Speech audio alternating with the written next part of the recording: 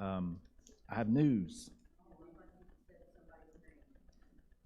and it depends on it depends on you whether it's good news or bad news. But the next class is, I meant to have some printed off. I'll put it in the WhatsApp. Is the beginning of the new year, so we'll be doing a different study. So I'm not finishing this the way it worked. So if you want to continue talking about it, that's great. We can do that, but it won't be in here because we'll be studying through the material for the week. That's based on the daily Bible readings, and it's the chronological one if you're interested. So we'll start off the first week. There's lots of reading, and because when I first assumed this, I was thinking in my head, that's just three chapters, right? That's 3 chapters a day. So there's a lot of chapters that we're going to cover. And the way we're going to do that is going to be more of application oriented. So hopefully that'll work. We can put that into, we can take the principles and put it into practice. Some of the questions and stuff will be based on the daily devotionals that you can get if you want them, but you don't have to have those to be a part of the class, and you're not going to be lost if you don't have it, but it will help you think through some of the things. My intention is to have every week to have the next class ready to go for you. I didn't have it this morning. Apologize for that, but just forgot. So anyway, that's where we're going to be next week, is looking at actually 11 chapters of Genesis and 15 chapters of Job, I think is how it worked out. So we're going to jump right into Job because it's chronological. We don't know exactly where Job fits, but probably before the flood. Probably after the flood and before Abraham. So that's a great place to put it. And anyway, that's why we're jumping from one place to the other. But today we're going to be in Daniel chapter 8, finishing this up, and there's admittedly difficult things in here. The book of Daniel is almost as difficult as the book of Revelation to understand.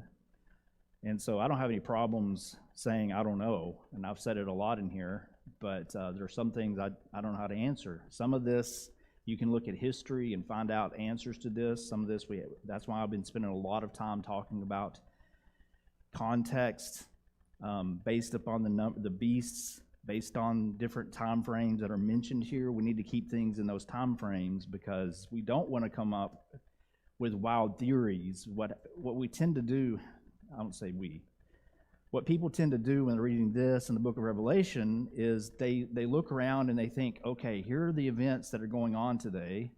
It's got to be the end of the world. Let's see how we can make that fit into the book of Daniel. And they begin with the assumption that this is the end of the world. Well, every generation could have said, yeah, this is the end. You ever saw that?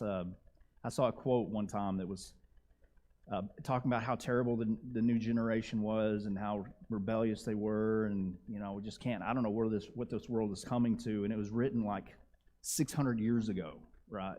So every generation thinks that the new one coming up is the worst one, and it may be the case. I don't know, but the point is that we can every generation can look around and say, yeah, this has got to be the end, and we can interpret the Bible based on our environment, or we can interpret the Bible and help us understand what was going on at the time, and from the context then determine that. But anyway, all right, let's go ahead and have a prayer. Father, thank you so much for all that you've done for us, for the opportunities we have to come together, and we thank you, Lord, that we've had such a great year together and in the work and in worshiping you, and we thank you, Lord, that we also have the opportunity to begin again in the new year, that we can use this as a time in our culture to reflect and think about where we've been and where we want to go. We thank you, Lord, also for your word. Thank you that we have the ability to understand you and that we can understand ourselves better. Help us as we dig in, that we will be mindful of what you want us to learn from it. And please be with us in the community as we reach out to the people around us to try to serve and help in whatever ways that we can, that you will be glorified in the things that we do. In Jesus' name we pray, amen. Okay, so, yeah.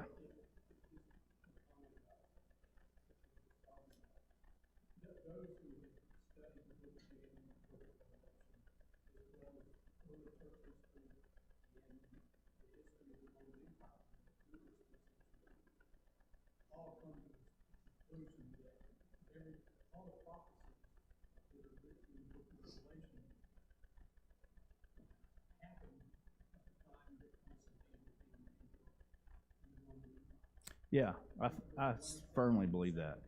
Right, I firmly believe that.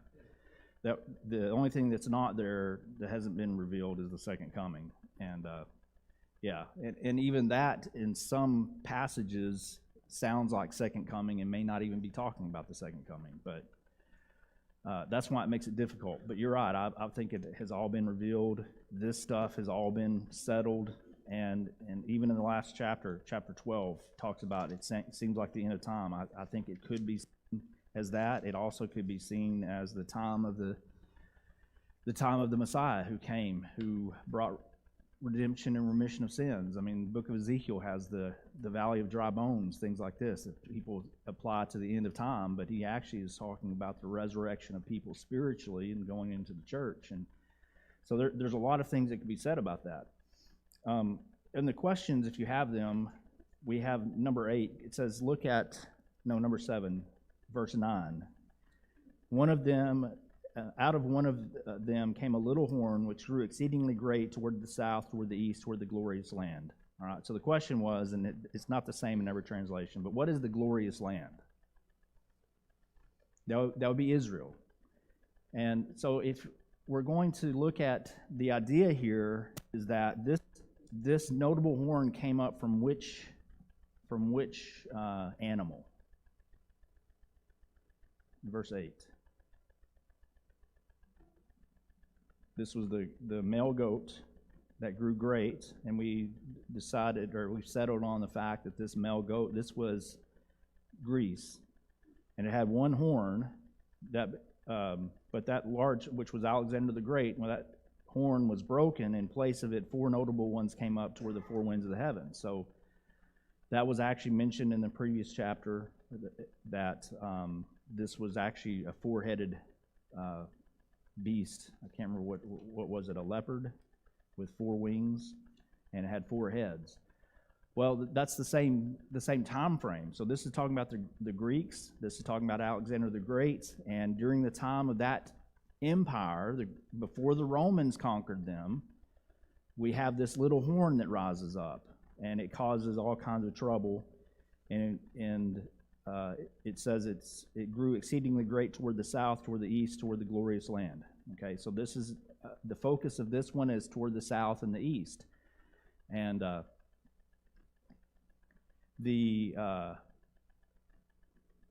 this turns out if you look at the maps of how Greece was divided after Alexander the Great died, 4 generals took over. That's why there's 4 heads, 4 horns. And the Seleucids eventually called that, were in the north, were north of Israel, and they would be where the Assyrians were, a little more west of them. They also would be called later Syrian, which is confusing because sometimes we have the Assyrians and we have the Syrians, and the Syrians is what came from the Greek Empire. And they are the ones who caused havoc on the Jewish people, mainly because they were in war with one of the other generals in Egypt. And so because of the land that was in Egypt and the land that was in Syria, they were fighting with one another. Eventually, actually, Rome steps in and stops the fighting quite a bit. When they're becoming more and more of a world power, they are actually able to step in and influence the events at some point. And this little horn then is going toward the east and toward the glorious land. That would be going toward Israel. And so his intention was to go south, and Israel is right in the middle. And he was Antiochus Epiphanes. No, that's not the right word. Antiochus is his name. And he had a pseudonym that was basically meant, it was in derision. But he was one who was the one who became this little horn, And in attacking, there's a lot of detail that's going to come up about that in future chapters. But in attacking, he is going to Egypt, and he is offended by the Jews in between, and he begins to pick on them and to fight with them. And in fact, at one point, he even came in and entered into the tabernacle, or to the temple, and slaughtered a pig on the altar and spread its blood all over the place to defile the temple. And they were under his thumb, and so he was in control of them for quite a while in stopping. There's a lot of history there, a lot of animosity that's there on both sides. Yeah. Antiochus, yeah. Is that what I said? Yeah. Epiphanes? Yeah, he's slaughtered the pigs. All right, thank you. So, yeah, go ahead.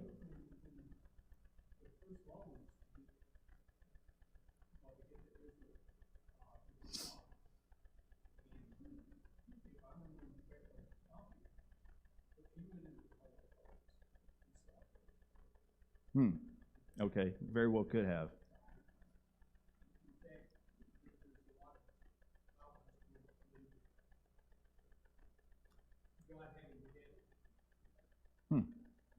I hadn't heard that before.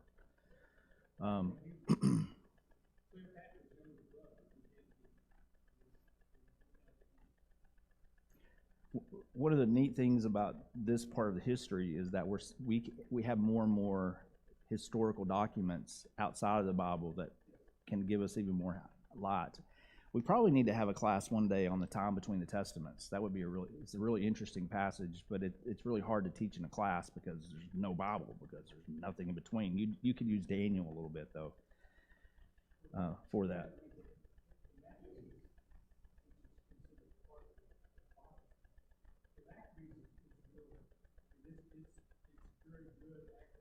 Right. Yeah, that's what we'd have to use is secular history, mostly.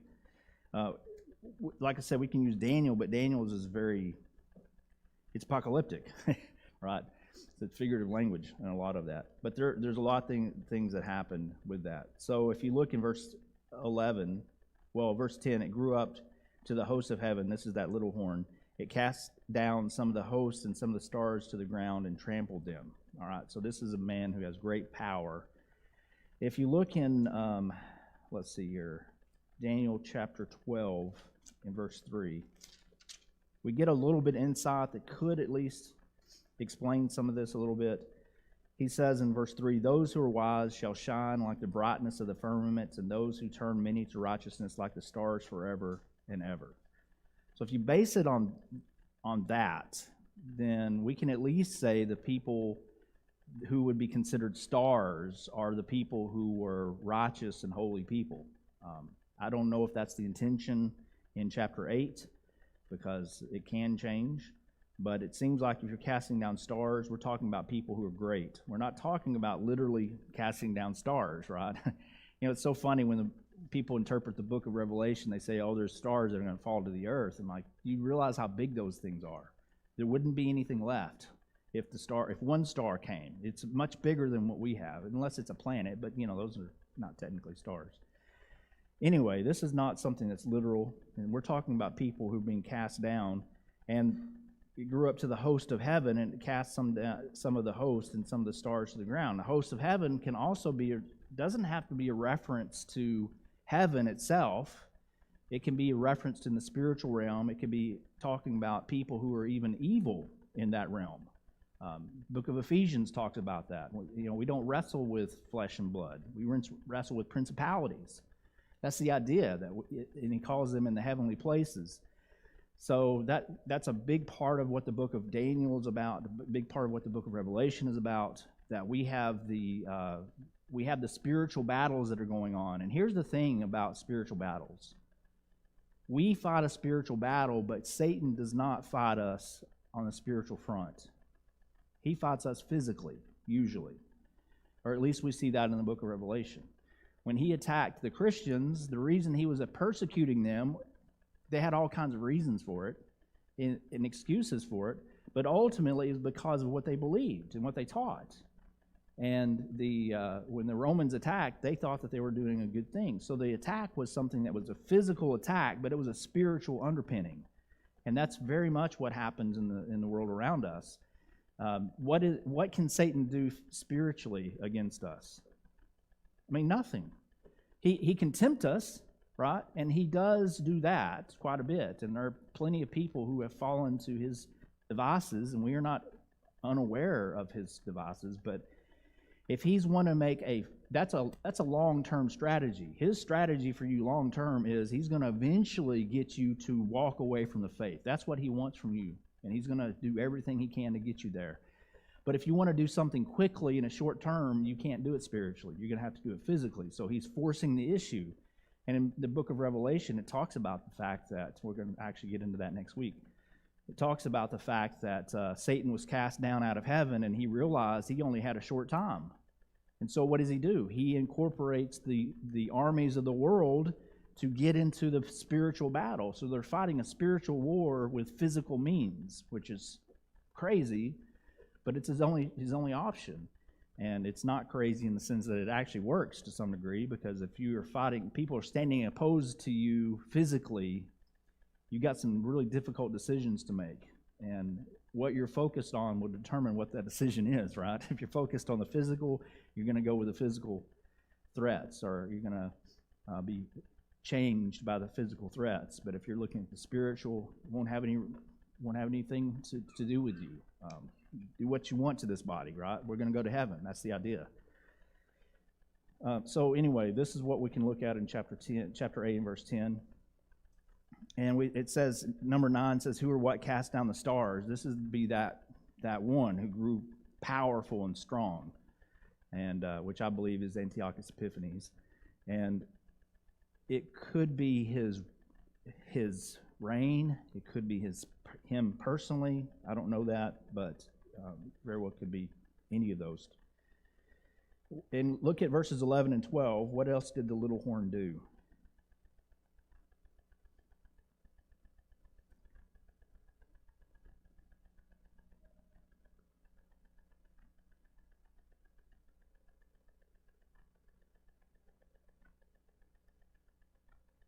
Well, it says he took away the daily sacrifices, right? His place of his sanctuary was cast down. Because of transgression, an army was given over to the horn to oppose the daily sacrifices. And he cast truth down to the ground, and he did all this and prospered, right? And what was the reason that this was allowed? Because of transgressions, right? So there's a lot of things here that relate specifically. He did these different things in there and halted he did everything he could to eradicate Judaism. And then there's a discussion in verses 13 and 14 about how long that would be, how long the sacrifices would be stopped. And it says the answer in verse 14 is 2,300 days, 2,300 days. And then the sanctuary will be cleansed. All right. That is a long period of time. If you calculate it out, it's somewhere between 6 1/3 or 6.5 years if you just take it straight through. And I don't know if it's meant to be literal or if it's meant to be figurative for a set period of time, or even literal for years, because sometimes days, like next chapter we're going to see, days can be translated into years. I don't think it's years here, but it's probably symbolic. Yeah, Ann? That's Antiochus Epiphanes. Yeah.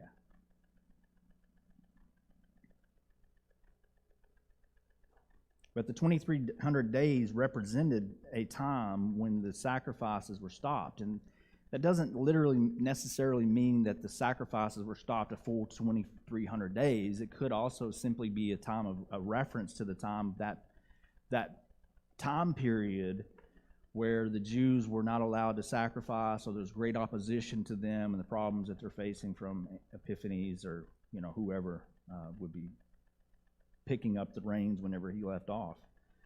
All right. And who was it that told Daniel the meaning of the vision? That would be verse 16. Gabriel. That's an interesting, we'll see in a little bit why that's interesting. It's interesting. And how many times in the Bible, would you say it's a regular occurrence that the angels are named, or a rare occurrence? Rare.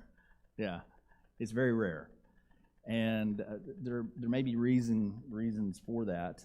Sometimes if an angel is named, it could have some significance, and there might be something that we can see about that. So, anyway. One thing I get about Gabriel, he seems to announce things with God.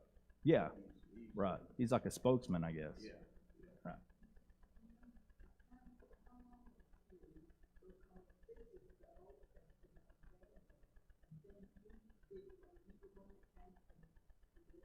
Mm-hmm.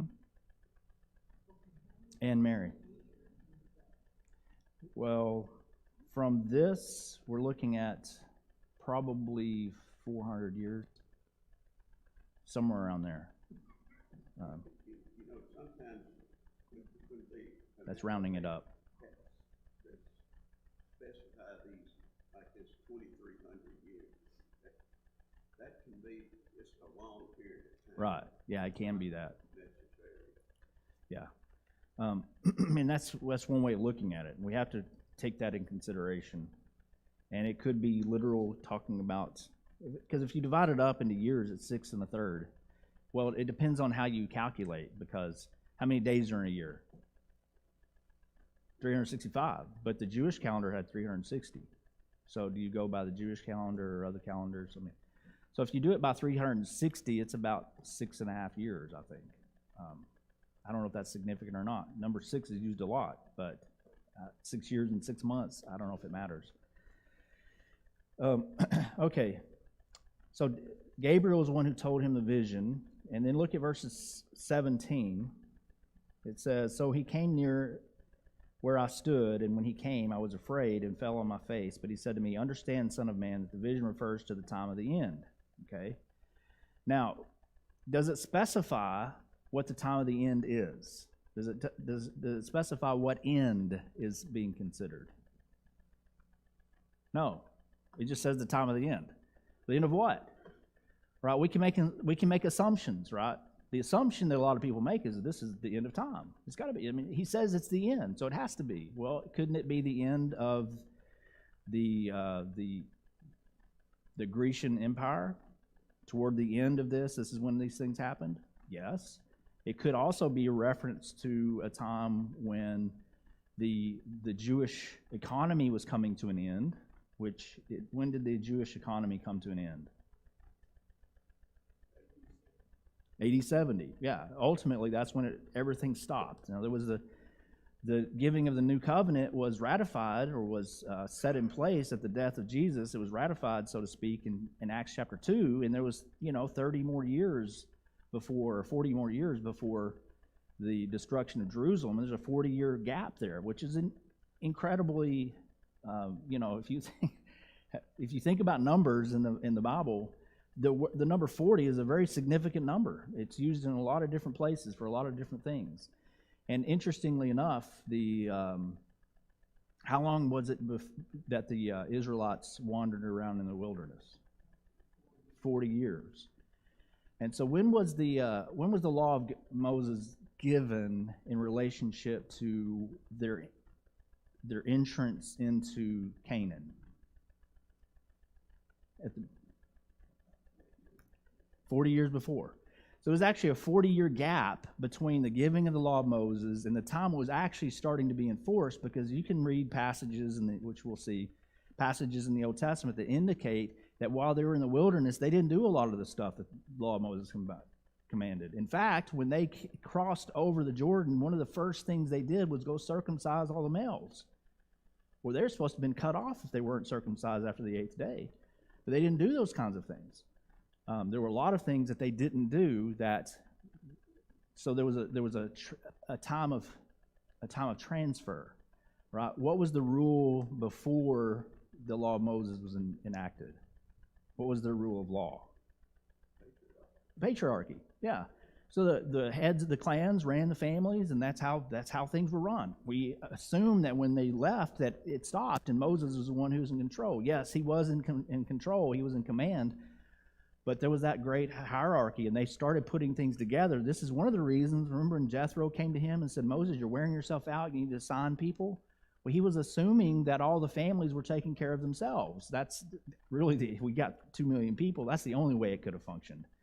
Unless you have an organizational structure, which he set up, and which incidentally didn't carry on into the new era when they went into the land. So were the Jews under the law of Moses while they're wandering around? Yeah, but were they following the law of Moses? Not. There's a period there of like we don't know exactly how to classify it. Right? We call it an overlap. Do you see anything similar in the New Testament? Yes. How many years was it between the death of Jesus and the destruction of Jerusalem? 40 years. We generally have said there's a time of transition for the Jewish people to go from Judaism to Christianity. When was the law put into effect? At the cross. Were they still dealing with the Jew-Gentile problem 20, 30 years later? Absolutely. By the time 40 years had come, that's when everything had been settled. The destruction of Israel cemented the idea that God is not dealing with Israel anymore in the way he was. There's a spiritual Israel now. And even the Romans started seeing that there's a difference. They realized there's a difference between the Jews and the Christians at that point. So there are people that I've read that say, they're liberal professors, they say, we don't even have this clear concept in the New Testament of Christianity, which is false. But they say they're really just Jews. Mostly, they were just Jews.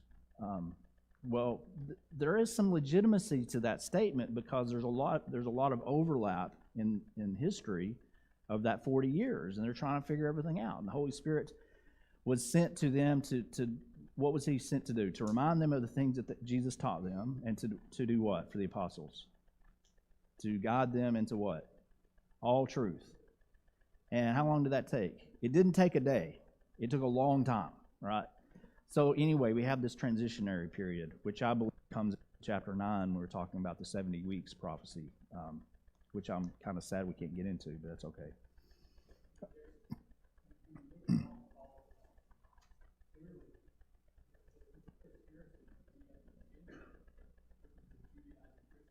Yeah, that's right.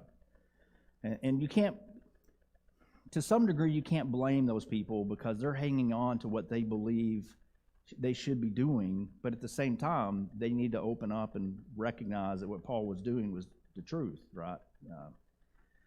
So anyway, look at verse 20. The ram which you saw having the 2 horns, now this is the ram, not the male goat. The ram was first. It had 2 horns, one in the front, one in the back, and the one in the back came up larger than the one in the front. These are the kings of what? Media and Persia. We talked about that last week, that the Medo-Persian Empire is technically what it was called. It started with the Medes, and they enlisted the help of the Persians, and the Persians actually became more powerful and ended up ruling over, even though the Medes were still part of it. So we just call it the Persian Empire. Most people do. So there's the large horn. Then verse 21, the goat was explained. The male goat is the kingdom of Greece. I mean, it's interesting because in previous chapters he may not necessarily been as clear, but he is clear here. This is we're talking about Greece. And this is the large horn that is between its eyes is its first king, which is why we say it's Alexander, right? As for the broken horn, the 4 that stood up in its place, 4 kingdoms shall rise out of that nation, but not with its power. It's not going to have the same power as Alexander the Great did. And in the latter time of their kingdom, see, now this is where it says we have to question, is he talking about the end or the end of the kingdom? Because this is what he's saying here, the latter time of their kingdom, when the transgressors have reached their fullness, a king shall arise, having fierce features, who understands sinister schemes. His power shall be mighty, but not by his own power. He shall destroy fearfully and shall prosper and thrive. He shall destroy the mighty and also the holy people.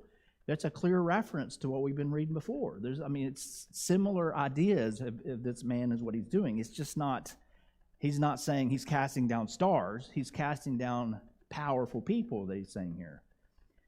Through his cunning he shall cause deceit to prosper under his rule. He shall exalt himself in his heart. He shall destroy many in their prosperity. He shall even rise against the prince of princes, but he shall be broken without human means.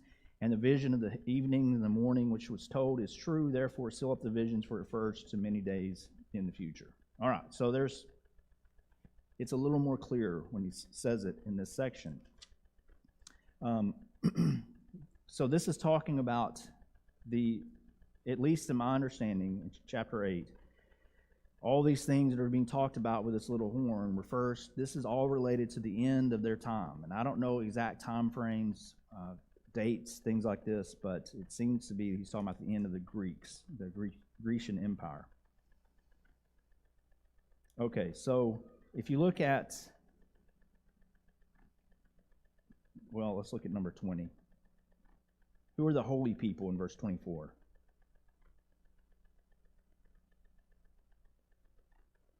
It says, he shall destroy the mighty and also the holy people. Who would be considered the holy people?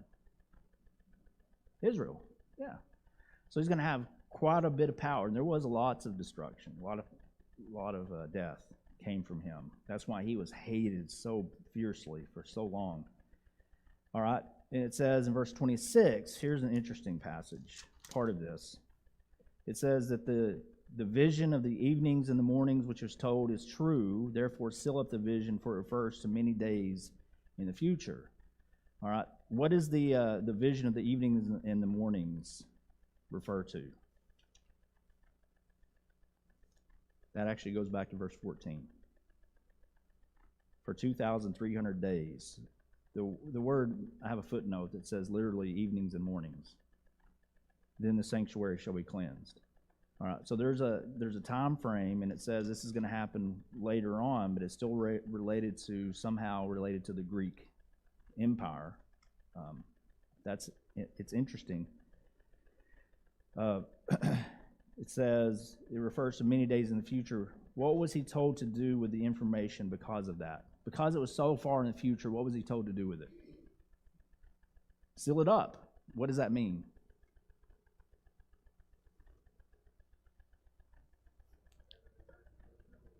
Set it aside until it's relevant. You know, the book of Daniel was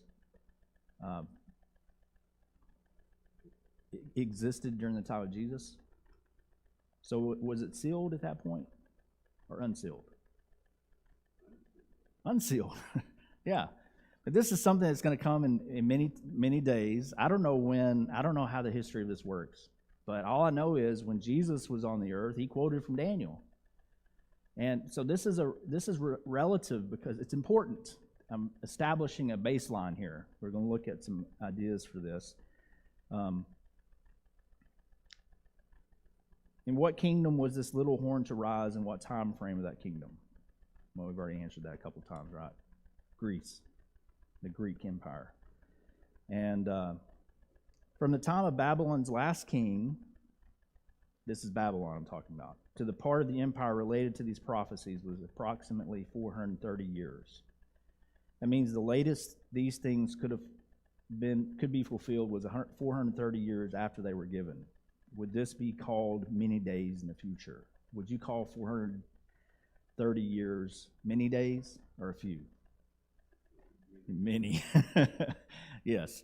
That's the end. That's the furthest that you could get from that as far as computing timelines related to this kingdom. All right, let's look in Revelation chapter 22 and verse 10, and then we're going to look at something else I wanted to talk about related to Gabriel.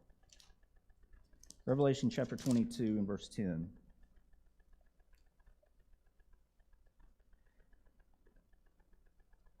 This was written somewhere around 90 AD. We don't know exactly when, but that's the best guess. And he said to me, this is the angel, said to me, do not seal the words of the prophecy of this book, for the time is at hand. All right, so what was he told not to do? Not to seal it, And what was the reason he wasn't supposed to seal it? Yeah, it's because that's about to happen soon. And why? Okay, so why would it be important for him not to seal the book? Just because it's about to happen, why does he just think logically? Why would you not want to seal this?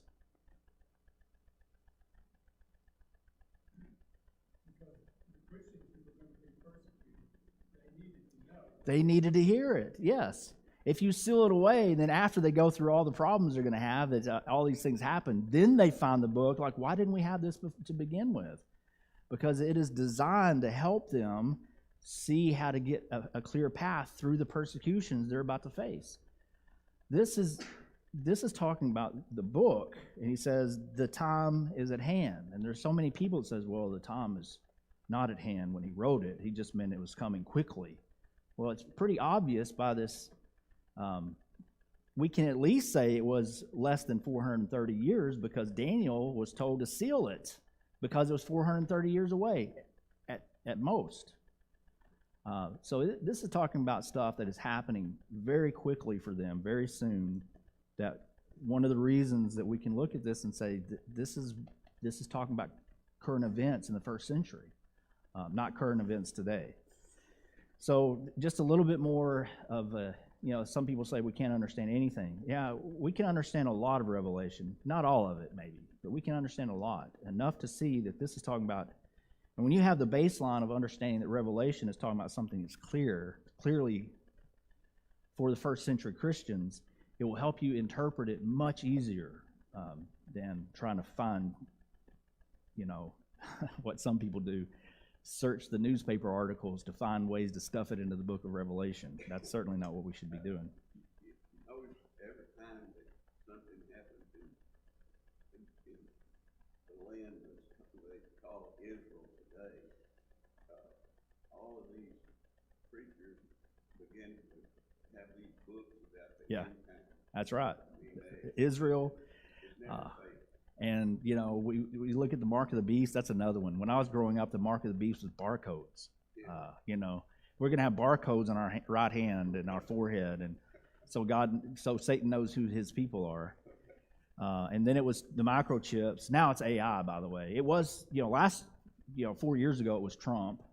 Before that, it was probably Clinton.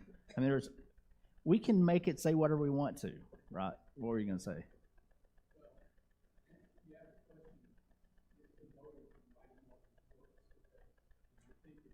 Yeah, it's a big money-making machine. I have to admit that. I mean, I knew a lady one time that was so wrapped up in this dispensationalism thing that she said one day that she got a phone call and it had 666 in the, she could read out who was calling. Mm-hmm. Wouldn't that just public?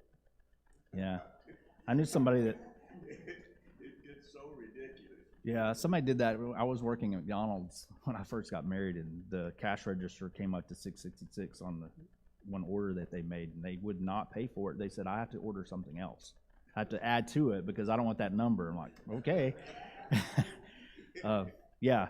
Well, we laugh, and not to be mean to people, and you can probably go to heaven and think that that Revelation is talking about Jesus coming back in our modern times. It's not. I don't think it's a matter of salvation. It matters what our beliefs do as far as what other beliefs of the Bible. Yeah, that might matter. But as far as the belief itself goes, I don't think it matters. We're going to find out when he gets here. That's what I tell people a lot. We're going to figure it out. Yeah. I'll be honest in saying I'm not entirely sure what this comment is going to go. But one of the things that I think we need to keep in mind is to the question that you asked about the importance of being sealed or unsealed. It is very easy for the human mind to go back and see patterns and things that have already happened. Yeah. That is the nature of our mind. It is very easy for us to go back and look at Revelation and then anything that goes on around us and say, oh, well, that connects to that, that connects to that, that connects to that. The power of Revelation comes from the very fact that these people were seeing these patterns before anything happened. Right. Yeah, that's exactly right. And that's really the point. I knew this going into it, right? That's part of the comfort that comes from, hey, we've got the game plan right here. We know exactly what's going to happen. If we consider the fact that had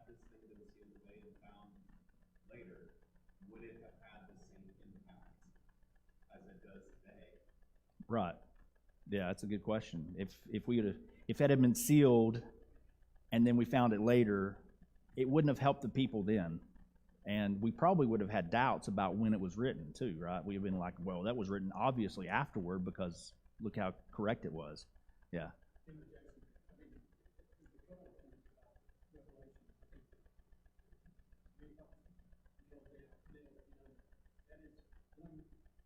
The Lord himself dictated to John in that table of patents, this is what I want you to find. Right. Okay? Yeah. It was directly from Jesus. Unlike other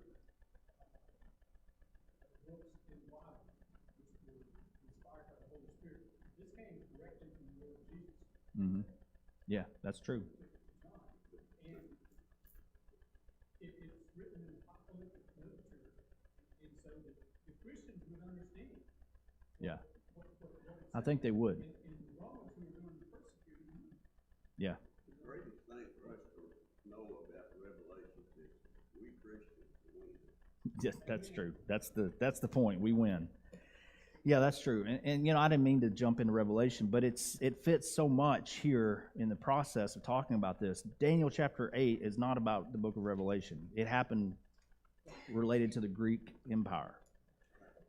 Now, if you get into chapter 9, which we're not going to do, but if you can actually look into chapter 9, verse 20 and following, we have this 70-week prophecy that comes up.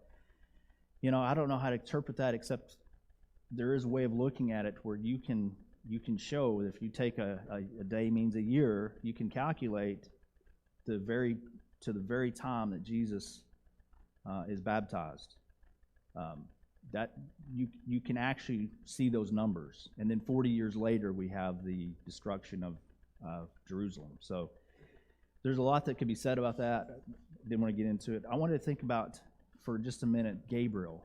Gabriel was talking about here not just chapter 8, but lots of this book related to the times that not the end of the world, but the time of the end of the Jewish economy and the time that the Messiah would come and set up his kingdom. And most of this is coming from Gabriel, right?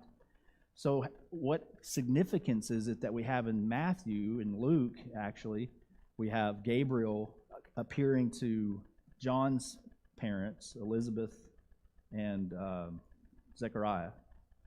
He was in the temple. And appearing to Mary, saying that Jesus is going to come, is going to be born through her. What significance is the connection? Or can you see one? It's probably Gabriel announced it in Daniel. Then again, he's the one that brought it to the Yeah. people in the time of Jesus. I think that's significant for us to realize. It's not only congruent, it's continuous. Anyway, continuity is there. But it's continuity of prophecy, but also even the same person is showing up at the time. Hey, it's almost like he's saying, you remember that stuff I was saying in Daniel? Well, it's about to come true. Because he's the one that shows up to tell them about it. Right? And we don't have any names of it.